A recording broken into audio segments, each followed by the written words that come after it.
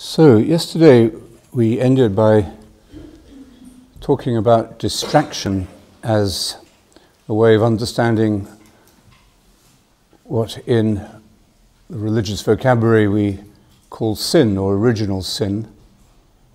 And it's a good way of understanding sin, not simply as a temptation or a legal infraction, but to understand it as a disturbance of the mind, a disturbance of our natural state of health.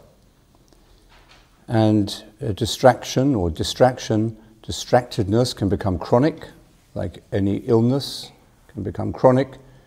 To some degree, it's inevitable. We live with it. But we can also reduce it and reduce the distortion of reality that it can create. The first step, of course, is to become aware that we are distracted. That's a big step. And the reason we take that, that's what he warned me against. To take that step is usually the result of discovering the side effects and the unpleasant effects of distractedness. You might as well see if they're. I don't know how far away he's working. Yeah. Okay. So you could even say then, in a sense, if you want to play with language a bit, that distraction is a form of mental illness. And if you look at it like that, then attention, which is the opposite of distraction, becomes a healing process. It's a way of healing that condition of distraction. And we can make sense of that idea because we all recognize that when we receive good attention, selfless attention, we're not talking about the attention that you receive from a salesman. You know, they can be very attentive, can't they? Make you feel you're the most important person in the world. But if you've got any common sense, you realize that it's not a very deep or pure or selfless kind of attention. They want something from you. So the attention that makes a difference to us, that makes us feel healthier and happier and better, is essentially a selfless attention. It's when somebody turns their attention and therefore their self, because where your heart is, there your treasure is, Jesus said. So where your attention is, that's where you are. That's where you are. And that's why attention, in this sense, is the heart of all relationships. Whether it's a 30-year-old marriage or, your first date. It depends where your attention is, where your attention really is, and how that attention can be sustained and grow. So attention, we could say, is health. It's certainly health-giving, and it's an essential part of the healing process itself. When we look at the divine aspect of attention, the highest source of attention, then we might even say that attention is love. Attention is the healing process. We begin, in other words, to feel better, and as soon as we receive attention, and I got attention from an unwanted source here. And of course we also feel better when we give attention, because there is a relief and a release of ourselves when we do give attention to something that we really value. I mean, that's why we like music or art or sport or whatever we enjoy giving our attention to, not because it's good for us, or because we make money out of it, or because it makes us look good in the eyes of other people, But when we give our attention in that genuine way, selflessly and honestly, we feel better. And that no doubt explains something about meditation too. Meditation is this work of attention, and it's a choice, it's a work to give your attention. It's not passive, it's a giving. But in the giving, we also begin to experience that we are receiving. But it has to begin with the giving. And then very quickly, the work of attention becomes something so beneficial, so delightful, that, well, we don't exactly become addicted to it because it sets us free, but it certainly becomes a part of our life that we don't want to lose. I think this explains maybe why children take to meditation so simply and immediately. It always amazes me how a group of children in a class will just do what you say. You know, they will start saying the mantra. You just have to be clear about it, and they have to be present. And then very quickly they discover this firsthand. They discover it immediately without any need for talks like this. In fact, talks like this would only put them off. So they just get it experientially, and they like it. And that's why the kids say that they meditate at other times without any obligation or compulsion, that they will ask their teachers for meditation time. If the teacher forgets, when they move to the next year, they expect and hope to find meditation there. So I think the reason for that is that it's just the most basic and most simple truth of consciousness, really, that attention makes us feel better and makes everyone feel better. The kids themselves will say amazing things sometimes, like one child said in a class, I noticed that if you ask people to do something before meditation, they often say no. But after meditation, they'll say yes. Or, and one little girl was saying, because, you know, if you think back to your hours in the playground, in recess, these were very intense times. We call them play, and teachers go off and have a coffee and put their feet up, but for the children this may be the most emotionally intense part of their day, so they come back emotionally exhausted by it.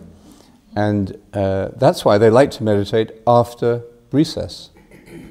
You think they'd all be agitated and sweaty, but they instinctively know that that's the time that they need to get back to balance and get back to the center that they that they enjoy being in.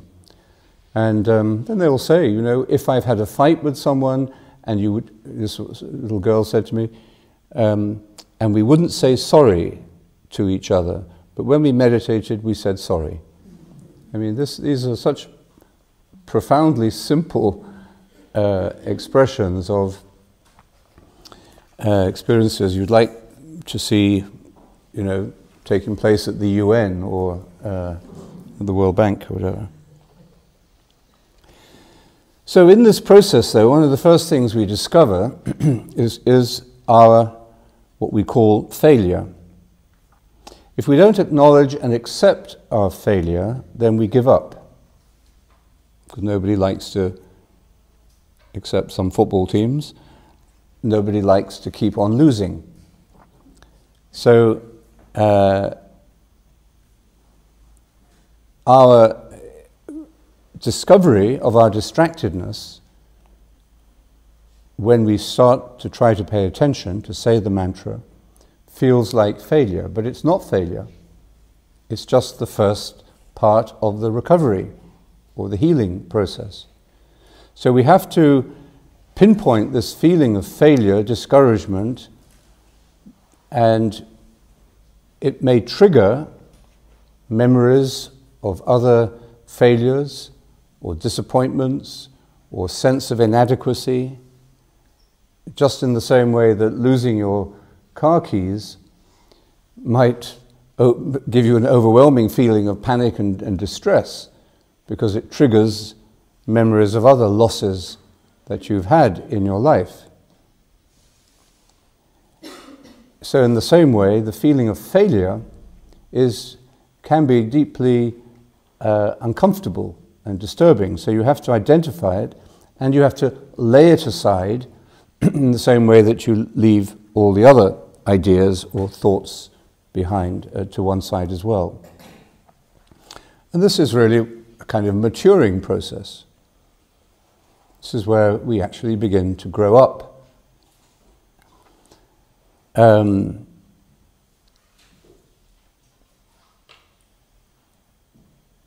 We do the best we can, but we must do no less than the best. That's the approach we need to take. Confucius said, the glory of the human being is not in never failing, is not in never falling down, but it is in getting up repeatedly.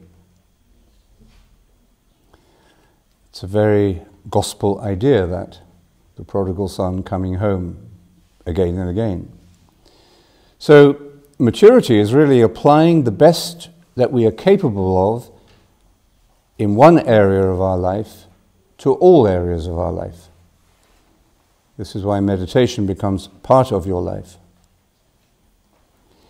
Now, if you were a gold medal athlete, or an award-winning famous musician who does their best on stage or on the track and gets applauded, as a human being, that performer should, maybe very unbalanced. As many artists find that they are, because of the great talent they have, in which they will do their best, but this doesn't translate into doing their best at home, or doing their best in their relationships, or with their colleagues at work. Now, in meditation, we commit ourselves to, and we begin to experience a growth, a development, a change within ourselves that is felt in every aspect of our life and all our relationships. Simply because you're doing your best at this central point, the simplest and deepest part of yourself, to pay attention, that's all, just to be present, just to pay attention, and you do your best in this work. In other words, you keep returning to the work of the mantra. You lay aside the feeling of failure or inadequacy, or when you feel overwhelmed by your distractions. You simply do your best, and that has a ripple effect from the center outwards, and it will begin to manifest itself and show itself, this quality of attention, in everything you do. I don't think I told you about the other student at the MBA course who said that within a week or two of meditating regularly, quite soon, within a week I think, he said, I knew something was happening, because he said, when I walked from my home to the school along a road that I've walked for the last 2 years, he said, for the first time in 2 years, I've become aware of this road. He said, it's a really interesting road. said some really nice houses and, I don't know, nice trees and whatever it was that he found interesting. And he said, I've just, he said, it amazes me. Where have I been for the last 2 years as I walked along this road? I've been in my head thinking about my papers or my problems. And he said, it can only be because I started to meditate. So in meditation then, we need to approach it with full recognition of our imperfection and get rid of this virus of perfectionism, but at the same time, we do no less than our best. And that's the approach that leads to growth and into a fuller wholeness as a person. If a person can be defined as someone who can pay attention, then your growth as a person, your personal growth, is the development or expansion of this capacity to pay attention. As I mentioned yesterday, you may not be the first person to see it, although you'll sense that it's happening, but somebody else you work with or live with, or your children or your spouse or your fiancé will say, you're changing. This experience of meditation changes our idealized and unrealistic fantasy about health and immortality and restores a connection with wholeness. We begin, in other words, to experience what health really means and what wholeness feels like. This experience of meditation is all about relationship, because all experiences of relationship point towards this same truth. Meditation is about relationship. This is not how it is often packaged or presented in the media. In a highly hyper-individualistic culture like ours, where health is seen to be a very individualistic thing, my health, we look at cures or remedies in a very individualistic way. And this approach of medicine, which would almost mean that you don't need to see the person that you're treating, you just read their reports, their tests, and you may even say, I can make a better judgment about this person and their treatment if I don't meet them and don't hear about their family, because that's only going to cloud my judgment. I mean, I don't think that's entirely unknown. So this hyper-individualistic sense of self that's developed because of our reductionism, or our excessive reductionism. As I said, reductionism isn't a bad thing. It gave us penicillin, for example. But this hyper-individualistic sense of self means that we look not only at medicine, but at meditation in this very self-centered way. What's this going to do for me? Well, that may be where you start, and you start where you are. But it's also why it is so important that the way the meditation is taught. In what direction is it pushing you? Is it towards a deeper and more inflated self-centeredness, which will eventually blow up in your face, of course, or is it the beginning of a training in attention turning 360 degrees, or 180 degrees, whatever it is? The attention becomes comprehensive rather than just self-centered. In other words, about relationship. And one of the very first areas in which we experience the changes of meditation in our life is in our relationships. And beginning, as I was saying at the beginning, in our relationship with ourselves. This helps us, when we come back to the idea of health, to see that human life is not a medical condition. It's a human life.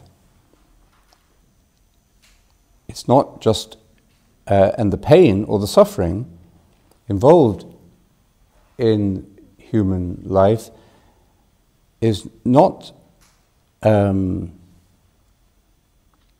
without meaning. Pain and suffering are not desirable unless there's a quite serious disturbance in the psyche. But for a reasonably healthy mind, we don't seek to find or to be the cause of suffering or pain to others. And we do what we can to relieve this pain and suffering in ourselves and others. But they're not entirely meaningless. We learn on the road to wholeness the art of carrying our cross. And who doesn't have one?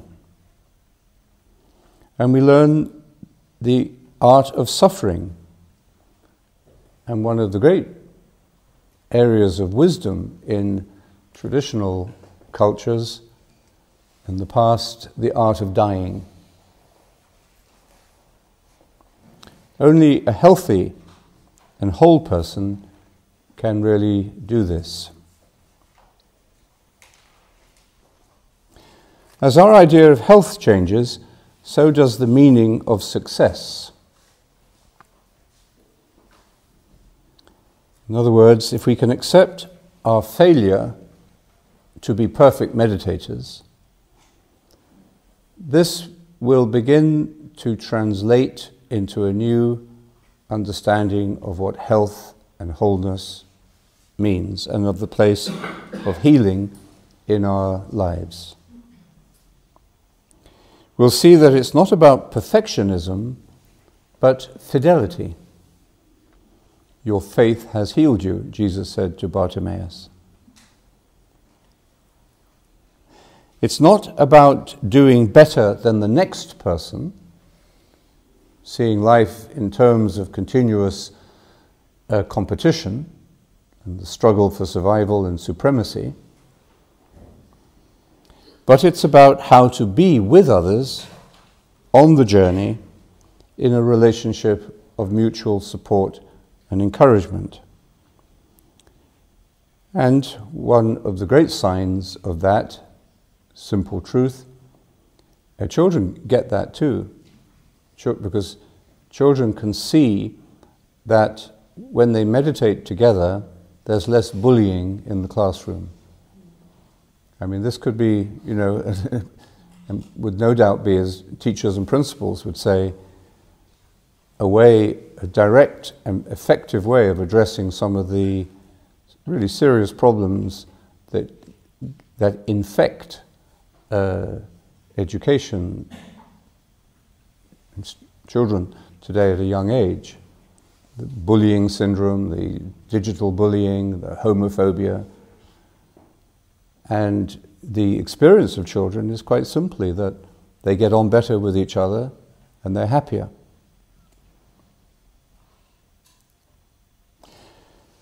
So meditation creates community, as we know.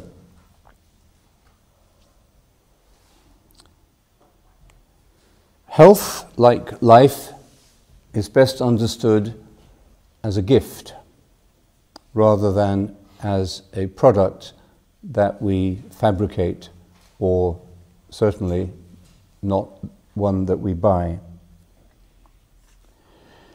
And at the root of all of this, again, we come back to this quality of awareness. The Cincinnati Children's Hospital in the States is known to be the safest hospital in the world. And I met the doctor, a doctor from there who is the world expert on safety in hospitals. And she confirmed for me a piece of information I'd heard, that if doctors wash their hands regularly, then infection will be reduced by 50%. But she also was able to end the Friday afternoon mortality rate. You know, even the best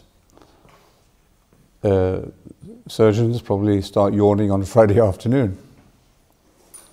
So by good rota systems and good management, she's been able to create a hospital has become a place of safety. Quite important when you think that in the US there's at least 100,000 and maybe much more deaths due to medical error every year. What she has also come to be aware of, she said, is the importance of awareness itself. That you can put in the best procedures, you can train people to do necessary safety measures, but at the end of the day, what really makes the difference is the awareness of the nurse or the doctor or the technician in that moment. Just being aware of what they're doing. We were talking yesterday about the absence of eye contact in some of those relationships.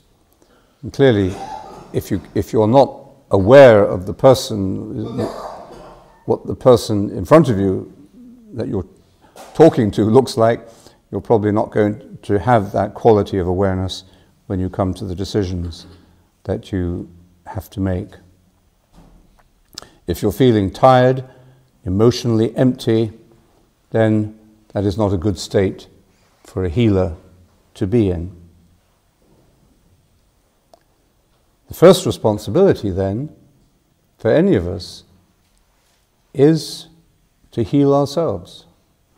Physician, heal thyself, as Shakespeare said. Or work out your own salvation with diligence, as St. Paul says. Or as they say on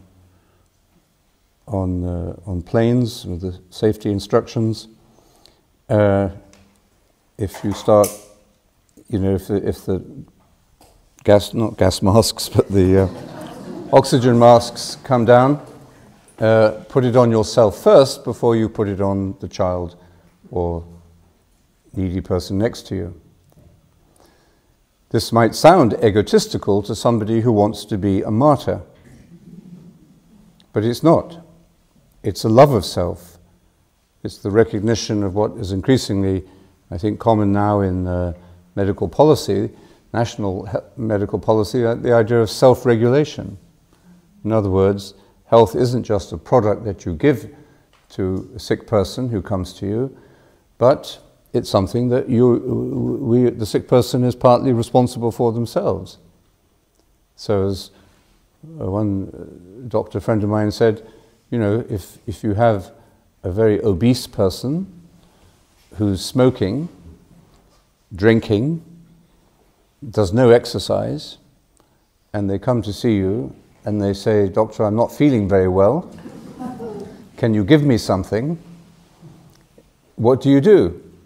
So I give him pills which I know will do no good at all? Or do you try to, you know, say, well, you've got to look after yourself. You've got to start regulating your own health. So, and the fact that this is a responsibility is very obvious when we look at this in the terms of meditation. No one can force you to meditate. In fact, no one can persuade you to meditate. There's no argument in the end that's going to make you decide to meditate. Of course, you need to hear about it. You need to hear about it in a good way. and you need some support. We all do. We all need that. But at the end of the day, it's going to be your choice to begin. That's what Father John says, is all you have to do is to begin. As soon as you begin, like those children, you begin to experience the healing that it opens up for you. And this relationship with self begins to change as soon as we accept that responsibility to look after yourself. We say to everybody, take care. But that's what it really means. And this then determines our way of relating and our quality of service that we give to others. So martyrs don't really come into this picture at all. Martyrs are okay in the Colosseum, but not at home. You don't want to be living with a martyr,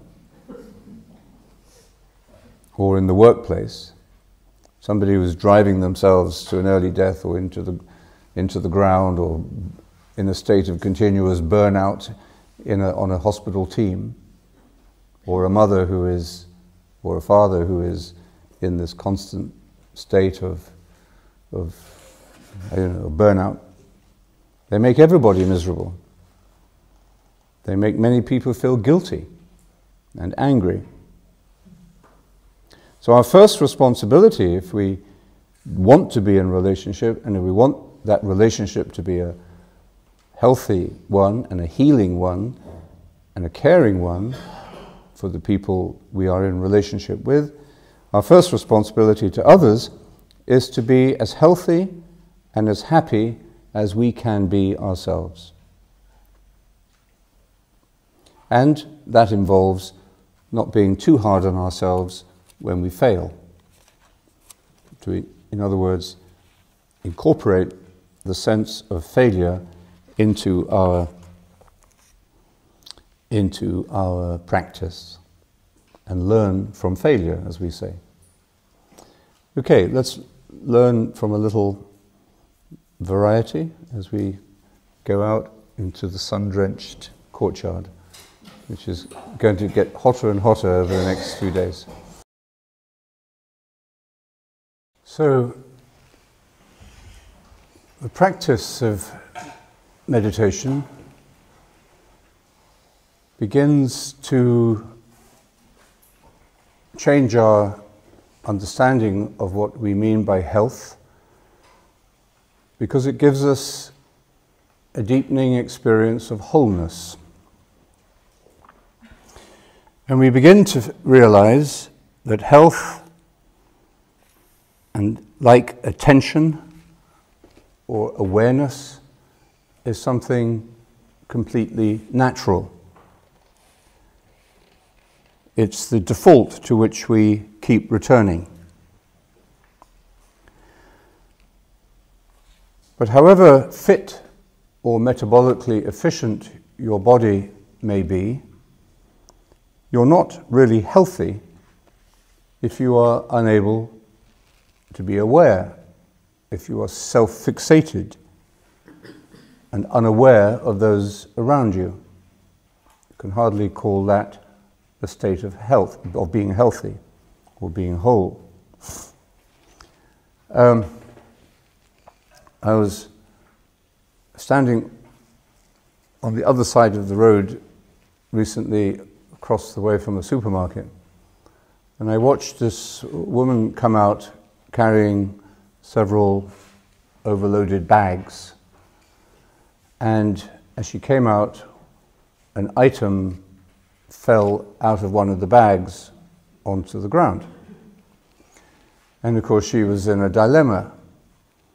What should she do? Because she couldn't lean down to pick it up because she was carrying these other bags. So then, if you can remember, imagine what we would all feel like in the situation, you start to process certain options. One would be to put all the bags down and pick up your bar of soap and put it back in. But then you have to, it's quite difficult then to pick up all these bags again from the ground. So you could imagine all of this was going through her mind. So she was just standing there for a few seconds, wondering about what to do.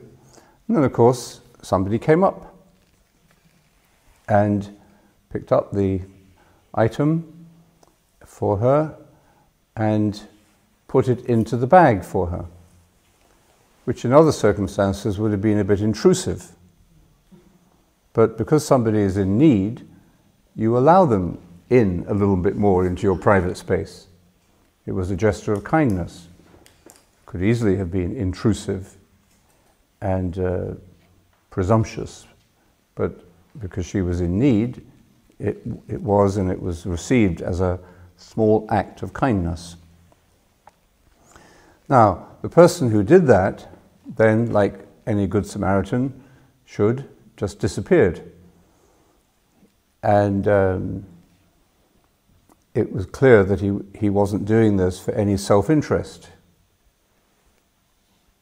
And just smiled and walked on, and she said, "Thank you." And it was all over and done with. Now, you could imagine different ways of encountering that incident. You could, for example, have been standing there, watching her come out, lost in your own thoughts, and you see this little incident, this discomfort that she was facing, and you just look at it, and you wonder what she's going to do. Or you might even take out your camera and take a picture of it. And it's surprising, actually, that there's a high percentage of the population who would do just that. They would just look. They would be aware, but that would be as far as it went. Some people would not be aware of it at all, wouldn't even notice it, but others would observe it with a kind of observational awareness, but without response, without that spontaneous, natural, kind response of the person who didn't think about what they were doing. They just instinctively, intuitively, and spontaneously came forward, saw the problem, picked it up, and put it in the bag for her. So you might be completely unaware of what's going on around you, just totally blind to people's needs, or you might observe those needs, but without any sense of attention. It's when awareness becomes attention, and attention is always personal, because it's your gift of self, remember? So it's really when you move from just sort of animal awareness to human attention that we begin to see the place of compassion and the source of compassion. So compassion arises out of this awareness, but it's natural. You don't have to be a saint to feel concern for somebody suffering, but it's attention, personal attention, which then translates that into action and into, therefore, real relationship.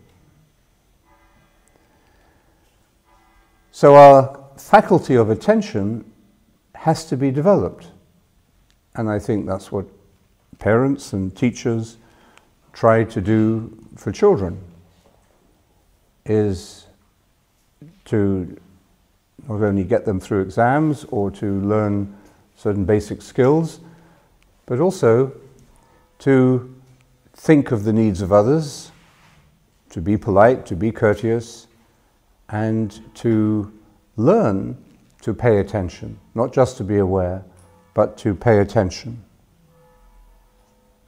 First of all, though, of course, you need to have enough spare memory in order to be able to see it. If you're hyper-distracted and rushing and your mind is racing, then you may not even notice it at all. Even first level of awareness is missing entirely. And if you don't have the first level of awareness, it can't develop into attention, and it won't be focused in compassion.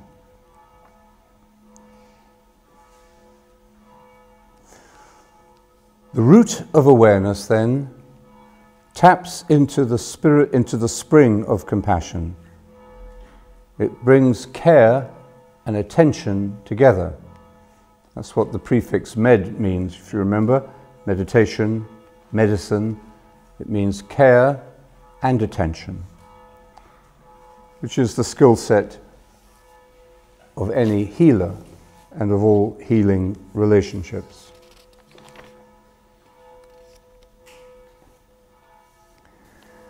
They say that meditators have thicker brains, or regular meditators have thicker brains than other people, and more active frontal lobes.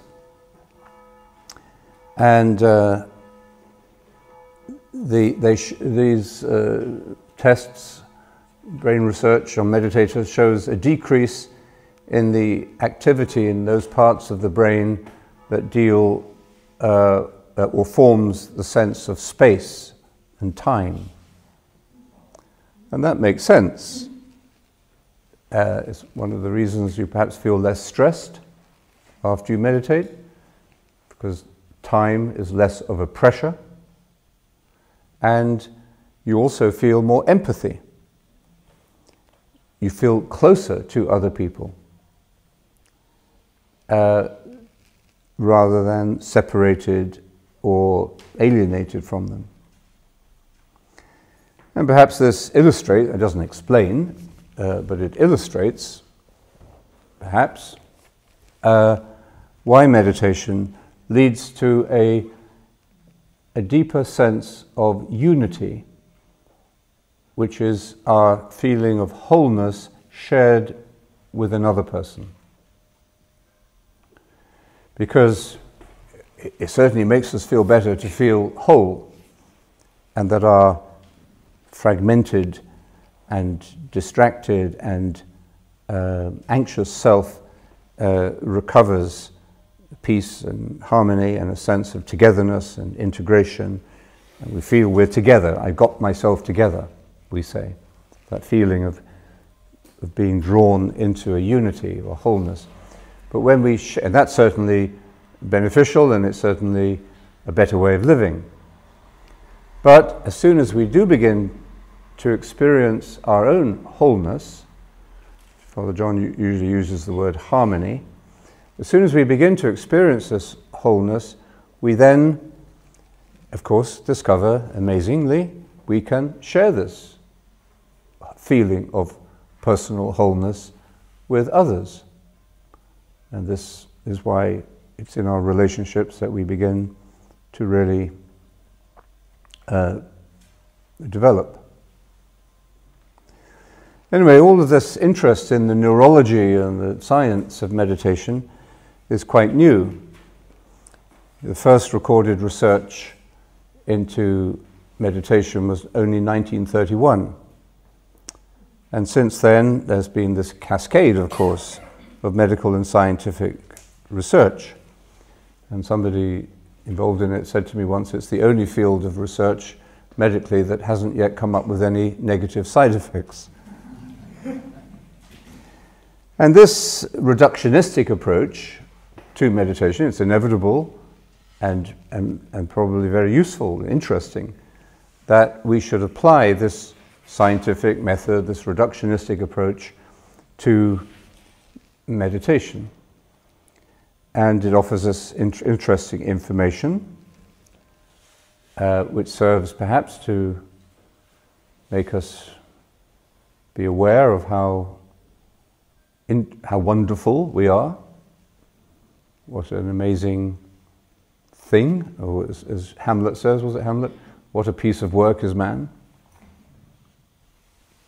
That sense of wonder that grows within us along with the feeling of wholeness.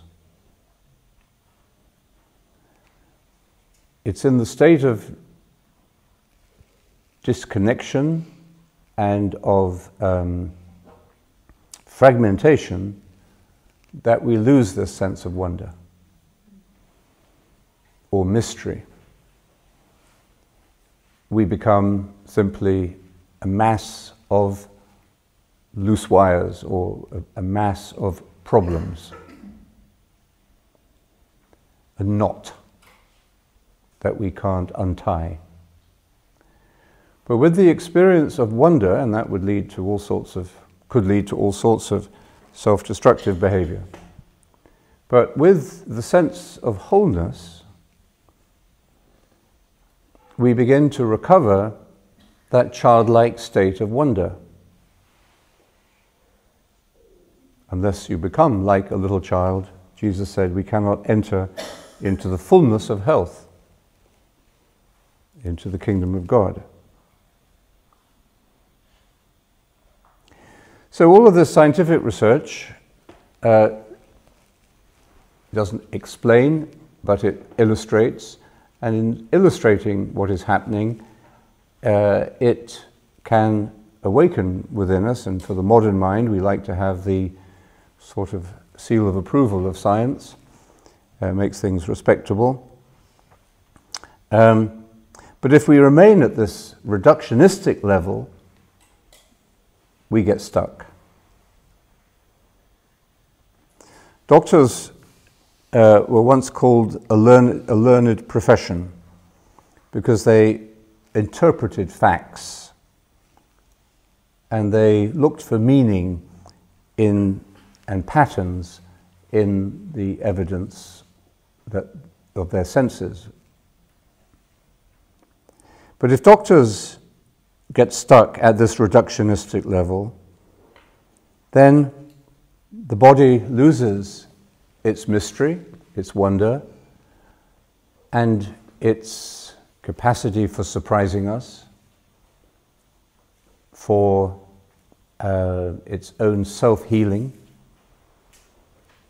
for its capacity for therapeutic relationships, and the body just becomes an anatomized object.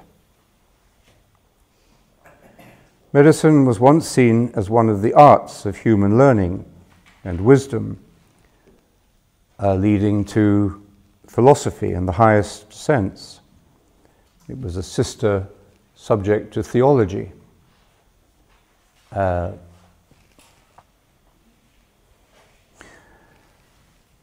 When we split this unified approach to knowledge and wisdom, philosophy was left without a body, and the human body lost its relationship to the cosmos,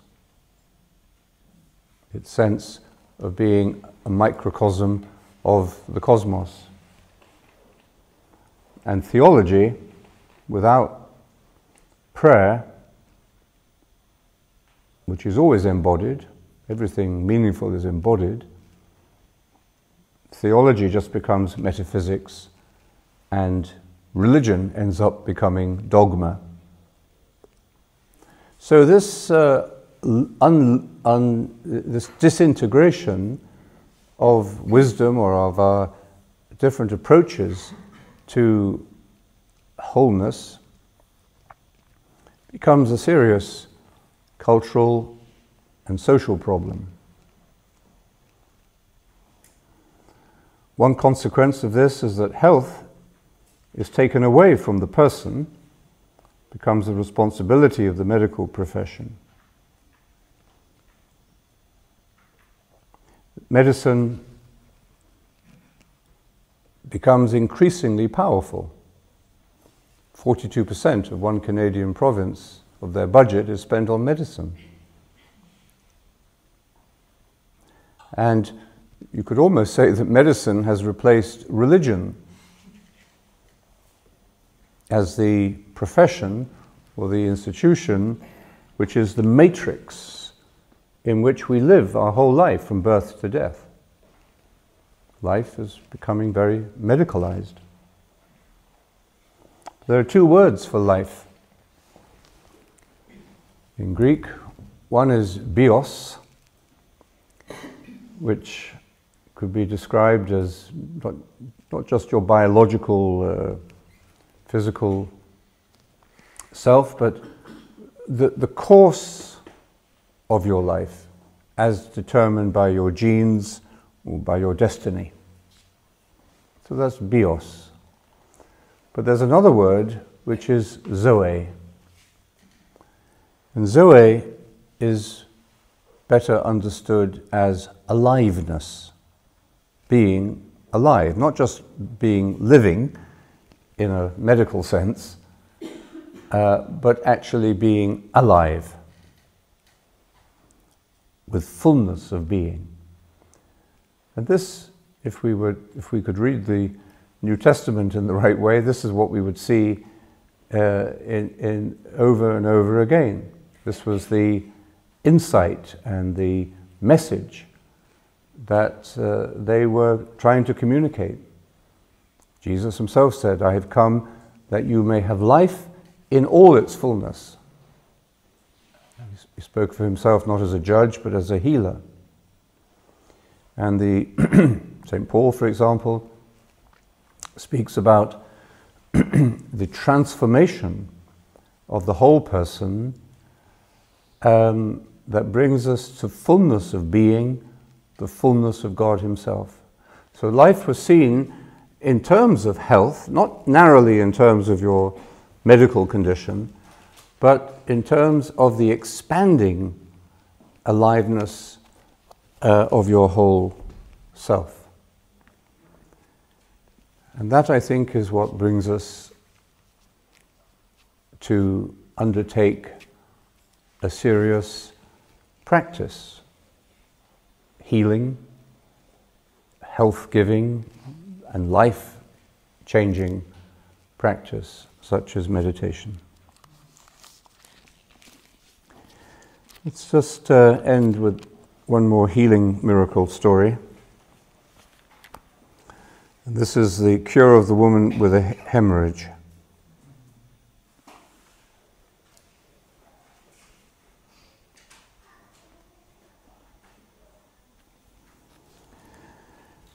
This is St. Luke's. St. Luke is the patron saint of doctors and traditionally was thought to have been a physician, so he was interested in this. He said, "Now there was a woman suffering from a hemorrhage for 12 years, whom no one had been able to cure. She came up behind him and touched the fringe of his cloak, and the hemorrhage stopped at that instant. Jesus said, 'Who touched me?' When they all denied that they had, Peter and his companions said, 'Master, is it the crowds round you, pushing?' But Jesus said, 'Somebody touched me. I felt the power had gone out from me.' Seeing herself discovered, the woman came forward trembling, and falling at his feet, explained in front of all the people why she had touched him and how she had been cured at that very moment. 'My daughter,' he said, 'your faith has restored you to health. Go in peace.'"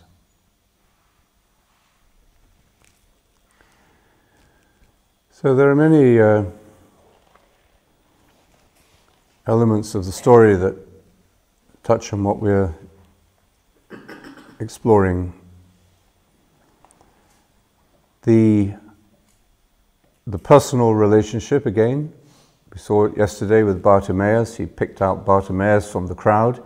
He heard his voice.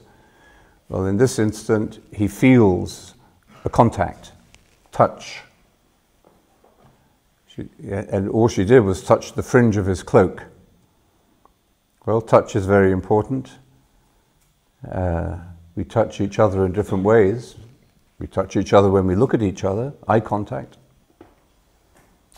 We touch each other with our words or our tone of voice. And of course we touch with our skin. Touch is very important. Contact, relationship. She wanted to enter into a relationship with him, so she touched him. But she was frightened, so she could only go so far in the culture she was in, so she touched the fringe of his cloak. He felt this. It says something about him, that he was able to identify this particular moment and kind of touch.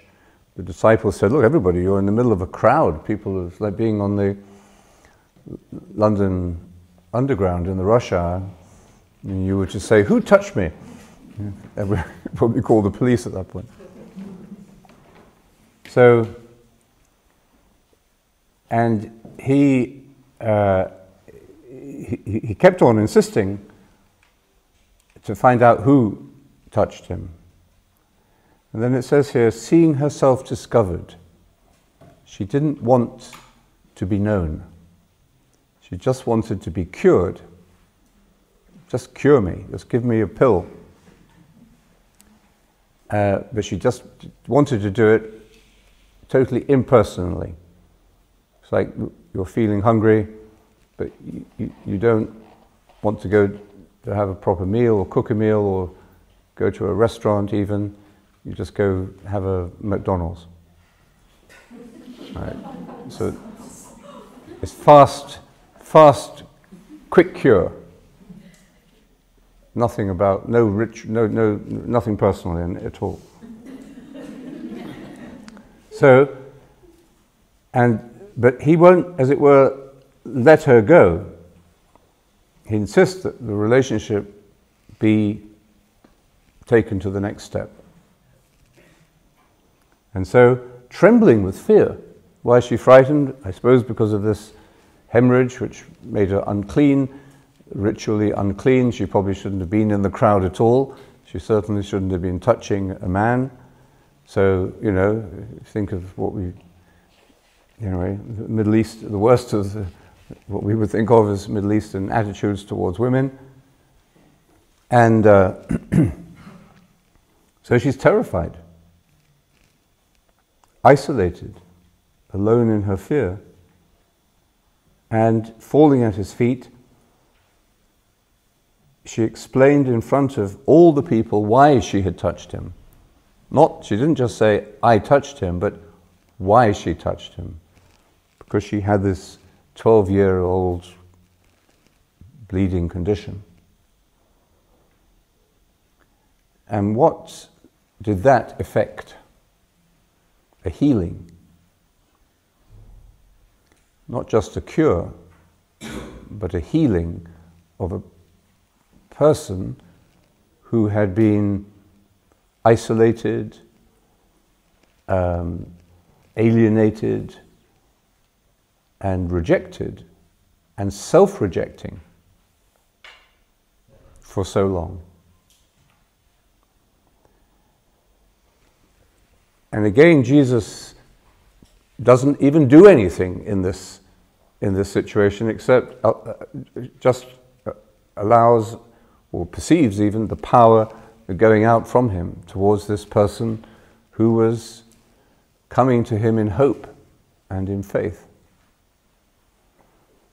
He was open to the relationship that she initiated or requested.